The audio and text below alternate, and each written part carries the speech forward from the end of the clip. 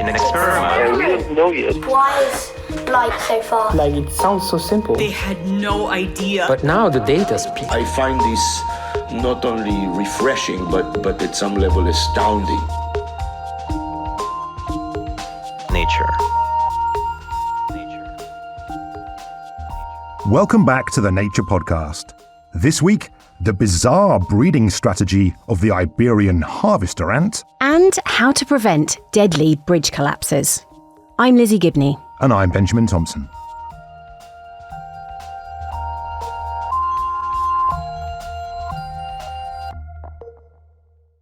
First up, reporter Nick Petrich-Howe is here with an unusual insect story. This week on the podcast, I want to tell you about two ant brothers. Now, these siblings are quite different from one another. For example, one is hairy, while the other is almost hairless. They have different shaped abdomens. Oh, and despite having the same mother, as it turns out, these brothers are actually different species. Which appears completely biologically impossible. This is Jonathan Remigio, one of the authors of a new Nature paper documenting this bizarre phenomenon. He and a team of researchers found that queens of Messor ibericus, the Iberian Harvester Ant, can not only lay eggs of their own species, they can also lay eggs of males that are genetically an entirely different species of ant, called Messor structor. A species that diverged evolutionary from the Iberian ants some 5 or 6 million years ago. Not to put too fine a point on it, but these are very different animals. So it's basically something, human and chimp, basically, this scale. This discovery, which the team says is the first of its kind, was set into motion when they were studying ants on the Italian island of Sicily. What the team found there were hybrid ant workers, ants that were genetically a mix of Messor ibericus and Messor structor. Now, some ants do produce such hybrids, but these ones occurring in Sicily were a bit of a puzzle. In Sicily, we found absolutely no traces of the father species. And the fact that Sicily is an island, that Messor structor are unknown in Italy, means that there is something very, very, very abnormal here. So we have to find how they're able to produce these hybrid workers. Now, many ants have odd reproductive strategies, and breeding between species is not uncommon. In some cases, ant queens will go out and mate with another species and store their sperm, something known as sperm parasitism. In fact, for some ants, they need to do this in order to produce workers at all. They can only produce hybrid workers. But in this case, only one of the species, Messor ibericus, is present on the island. So without the Messor structure fathers needed, what were the queens mating with to produce these hybrids? Where did they come from? Jonathan and the team searched for years to see if they'd missed any Messor structure ants, but they found no evidence of Messor structure in Sicily, which led them to an unusual conclusion. The only possibility is that the queen is able to lay the two species of males. But, it sounds so impossible that we needed to have a direct evidence. So we needed to have a colony in the lab with a single queen and see the two species of males emerge from these colonies. This was no easy task, and the team waited for years to observe a male Messor structure being born in the lab. With the Messor structure males being produced in a lab locked down from any wild males sneaking in, the only explanation left was the Messor ibericus queens were able to lay eggs of a different species. How are they doing it? Well, the evidence points to a strange combination of sperm parasitism and cloning. Now, that may sound a bit strange and conjure images of Dolly the sheep, but it's known now that a few ant species have this ability to clone, to reproduce asexually. Although it's not clear how, queens are able to strip their own genome out of an egg and replace it with the genome of the father. This asexual reproduction is normally done within the same species, but in this case is going on between them, and appears to have been happening for about several million years, according to genetic analysis. So, long ago, a Messor ibericus queen will have mated with a Messor structor male, taken its sperm, then, for some as yet unknown reason, just carried on producing these males whenever they needed them. When the new generation of Messor ibericus queens are born, they would mate with the cloned Messor structor males, allowing them to produce hybrid workers. This bizarre strategy allows them to continue producing hybrid workers without having to rely on wild Messor structor males being present. And so being able to produce the males you need for producing workers is an advantage, so probably evolve for that. As advantageous as it is in principle, it's certainly a bizarre observation representing the first time we know of that a species has cloned another species, beating humans cloning sheep by a few million years. This is the first time, I think, that at least in the insects that I'm familiar with, or any of the animals that I'm familiar with, we've found a species where a mother can produce offspring of two different species. But if it was going to happen in any system, it doesn't surprise me that it happened in ants.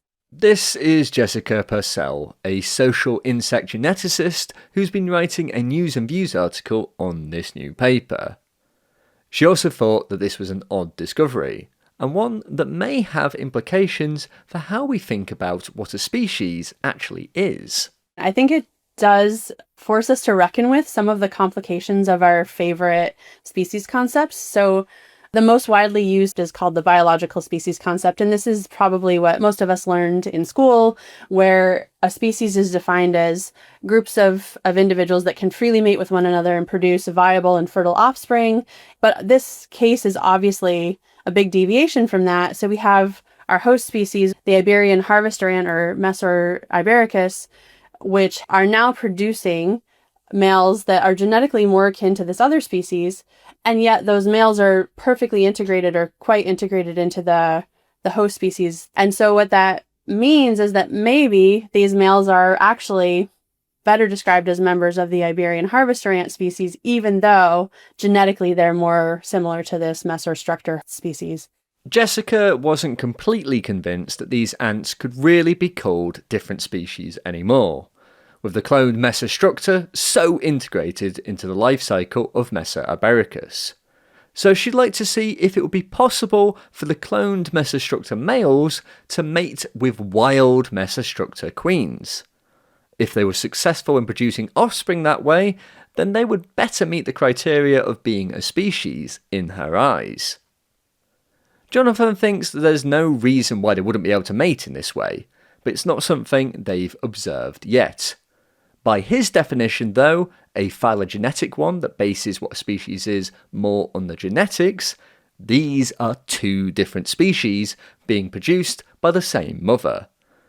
And while biologists will have to reckon with the already blurry species concepts, for Jonathan, this is just an example of how complex and wonderful biology can be. We know that human is able to clone other species for their own need.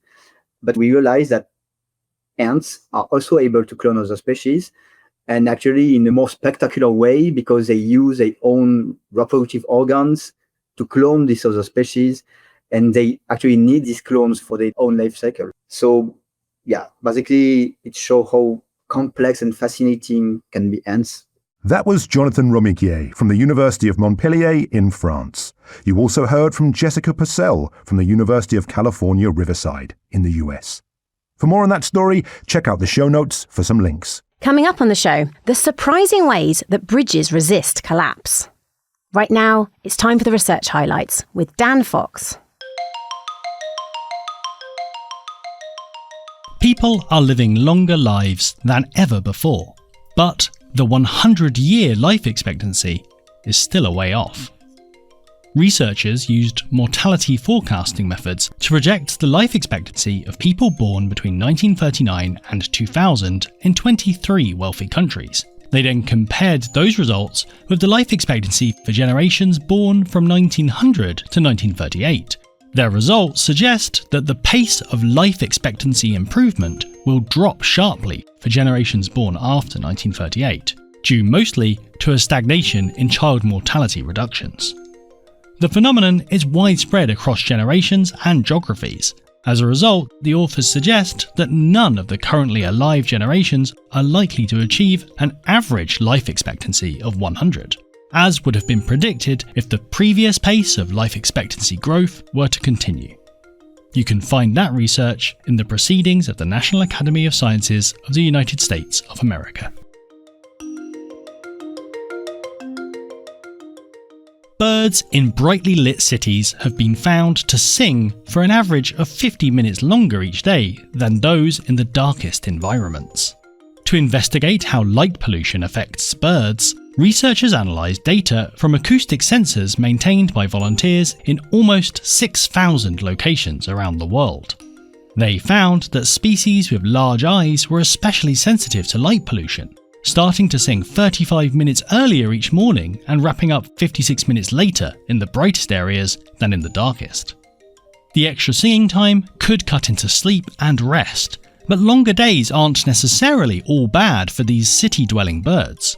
Prolonged activity has been linked to benefits such as an increase in foraging time and greater success in reproducing and raising chicks. The early bird can catch that research in Science.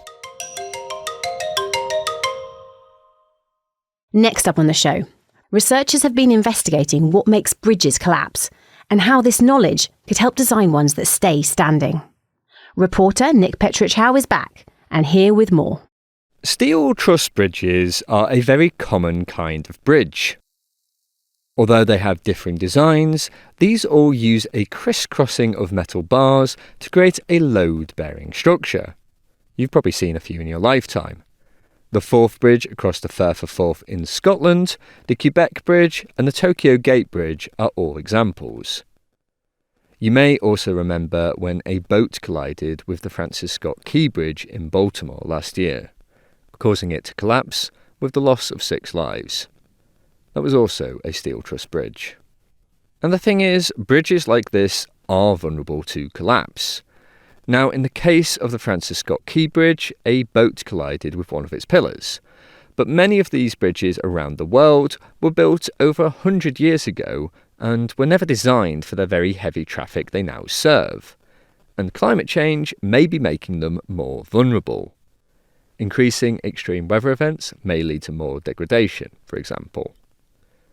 Together, these pressures are increasing the risk that individual components could rust and break with catastrophic consequences. In 2007, for example, the I-35W bridge in Minneapolis collapsed, killing 13 people. It's still unclear what exactly happened here, but the initial failure appeared to start due to a plate buckling, resulting in the collapse of the whole bridge. So, figuring out how bridges collapse can be life or death. The problem is that data on damaged bridges is scarce and it's not easy to find. This is Juan Camilo Reyes, a structural engineer from the Polytechnic University of Valencia in Spain. Because monitoring a collapsing bridge or a damaged bridge is not so easy. Find that kind of data is not so easy. Indeed, while a bridge is collapsing is not the easiest time to collect data, and every one would need to be wired with sensors to capture a rare event like this. So Juan and a team of researchers had a different approach. They built their own bridge. So we choose a bridge that is located in the province of Alicante, in Valencia, as our reference bridge. Why we choose this reference bridge? Because it's a steel truss bridge, and we knew all the characterization around this bridge. The team looked at a 21-metre section of bridge in Alicante and used it to build a 6-metre model in the lab. With this, they could essentially test it to destruction to see what drives bridge collapses. They report their results in this week's Nature. After having done this process, we choose some characteristic damage scenarios that could happen to the bridge, and we choose 10 damage scenarios to analyze what was happening. We stick a lot of sensors into the bridge. It was around 94 sensors that measure deformation and monitor movement. And once we had monitored this structure, we started cutting elements to simulate the disconnection or the initial damage. After cutting various struts and elements of the bridge in different places with a saw, the team simulated heavy loads going across the bridge by pushing down on it from above. They saw that parts of the bridge would bend and twist with the strain, and information on this deformation was captured using their system of sensors. Juan and his colleagues then used the data from the lab tests to create a computer simulation of the bridge, in which they tested another 222 scenarios. Through this, they found that the bridge was actually pretty resilient. When components were damaged, other parts of the bridge could bend and move and essentially take up the strain. The bridge was still able to carry heavy loads despite the damage. In fact, they found 6 common mechanisms of how the bridge could resist collapsing. For example, if parts of the side or bottom were damaged, then the whole bridge could twist. Or if parts of the bridge were damaged widthways, other components could bend over the damage to take up the strain. It's the way the bridge compensates the damage. The team were surprised at how resilient the bridge was. That doesn't mean we should relax, though. Obviously, a twisted or bent bridge isn't exactly ideal, and further failures could lead to collapse. But this knowledge could represent a way to prevent bridges coming down in the future. For example, what the team found could be used to focus efforts to reinforce existing bridges, as Belén Rivero, a structural engineer and another member of the team, explains. This can help us to save money during the retrofitting because it can guide or put the focus on those critical elements that need more attention, and of course somehow help us to optimize deployment of new sensors for the monitoring, because there are some elements that has a clear larger impact in other elements or in the structural integrity than others. Now, this study focused on a simply supported bridge, and one with a fairly common truss arrangement. There are, of course, many other kinds of steel truss bridge that this study didn't investigate. Some more work will need to be done to ensure that these resistance mechanisms are relevant. But the data from this and their study could help build bridges that are more resistant to collapse in the future. The design of bridges is following some rules that have been put into the standards many years ago, and this is difficult to change. So our idea now is to develop or to transfer our findings to industry and to code development entities in order to take them into account, not only in the intervention in existing bridges, but to consider them also into the design of new bridges, because we now know that we can even optimize more the design of new structures. That was Belén Rivero from the University of Vigo in Spain. You also heard from Juan Camilo Reyes from the Polytechnic University of Valencia, also in Spain. For more on that story, check out the show notes for some links. Finally on the show, it's time for the Briefing Chat, where we discuss a couple of stories that have been featured in the Nature Briefing, which is, of course, Nature's daily roundup email of all the latest science news. Lizzie, why don't you go first this week? What have you got? I've got something fun. So we're looking at the chemistry of beer and how beer drinkers, or people who like beer, kind of fall into 2 different camps, depending on the kinds of chemicals or the chemical signatures that they prefer in terms of taste in their beer. So this was a presentation at the American Chemical Society, and what they did in this research was they looked at the tastes of 135 people who all professed to being people who enjoyed beers. There were 18 different beers. They were all lagers, and they were all similar in terms of their strength and similar levels of bitterness. And they got all of the tasters to evaluate all these different lagers on a bunch of different characteristics, things like sweetness, the intensity of the aroma, things like that. And then they also did the science bit. They use a mass spectrometer to figure out the different chemical compositions of the beers. Right, because I guess you hear a lot about this one's got floral notes, a little bit like wine, I suppose. This one's quite hoppy. This one you can taste a bit of cherry, that sort of thing, right? Exactly. And there are the equivalent in the beer world. There are people who are experts expert in distinguishing those different flavours. But in this particular study, they wanted just to figure out what the consumer, what the everyday person like you or I thinks, how they taste, and whether there are some different preferences that they could pick apart. And what they found was interesting, actually. People seem to fall into two distinct factions. People who like the stronger flavours and people who like the more mellow flavours. So in this particular study, the stronger beers were from Sam Adams, Brooklyn Lager, and the more mellow ones were like Budweiser.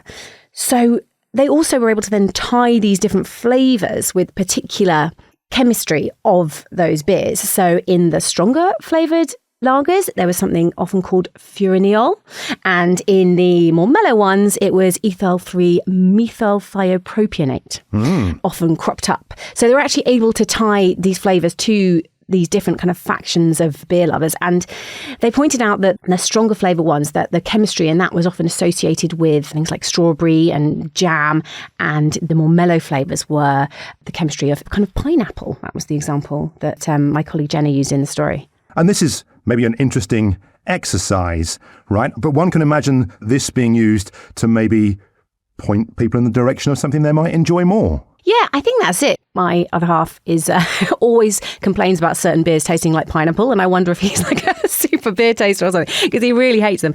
My main gripe, in fact, also with the study is that it was only lagers. So what about ales? What about beers? There might be a whole different kind of spectrum there that we could place people on. But in this study, they were looking at lagers and they found these two really distinct different types of preference. And the idea is that you can maybe tailor the beers so that they fit with those different, quite distinct consumer groups. And so, yeah, maybe it will lead to some new kinds of lager that are really aimed at those particular preferences. But we also had a point in the story of saying that probably your favourite beer won't be messed with. It's unlikely that, a bit like with Coca-Cola, it's a recipe that's been around for ages. People know the taste. And, even if you might be improving on a taste, if it's changed from what people have come to expect, consumers may not like it. Well, cheers for bringing that story to us there, Lizzie Gibney. Let's move on to my story this week. Now, we started the show with an animal oddity. I'll say. And I'd like to end with a story that's, it's equally bizarre, but it's very, very different. Now, this is a story about a worm a few centimetres across, and it's been written about in PLOS Biology, and I read about it in Science. Now, Lizzie, let me send you a picture of this worm. Listeners, you'll find a link in the show where you can see it, and I urge you to do so. Right, Lizzie, what do you make of this? It's quite a fantastic looking thing, right? Okay, so, oh, wow. Yeah. Yes, it's got feathery kind of antennae? Those are its gills. Gills, wow. It's got a bit that looks like a head end that's covered in some kind of swirly garb, and then these huge feathery looking things, which are apparently gills. Yep. So this is a sea worm, right? This is a worm that lives under the sea. And it's bright yellow. It's bright yellow. I wasn't sure, if this was a false colour for the purpose of the picture, but no, looking at the caption, it is really that incredible kind of really deep, rich yellow colour. Well, and this is quite unusual, I have to say, for animals that live deep in the sea.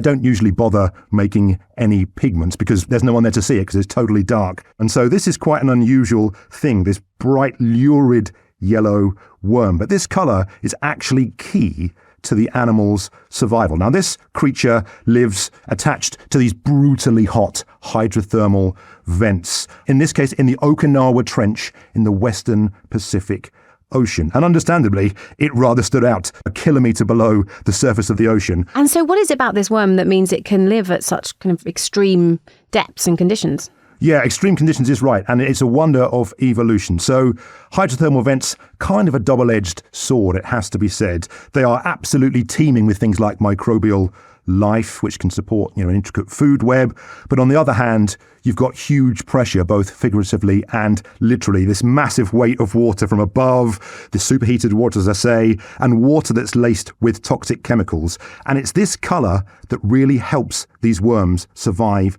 these chemicals. So what happened was the researchers behind this work got some tissue from these worms underneath the microscope, and they found these spherical yellow granules in its skin cells.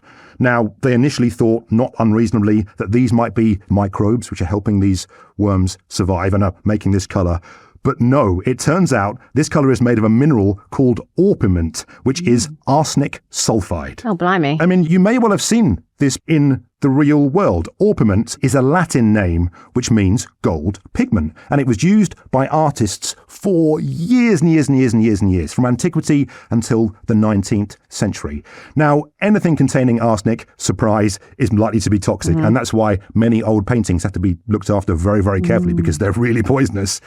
But in this case, for this worm, this mineral is less toxic than its constituent parts. So what is happening is it seems that somehow this worm builds up large amounts of arsenic in its skin, like over 1% of its body weight is arsenic. But that arsenic, what it does is it reacts with the sulfide found in this hydrovent fluid as it sort of comes up from beneath the ground.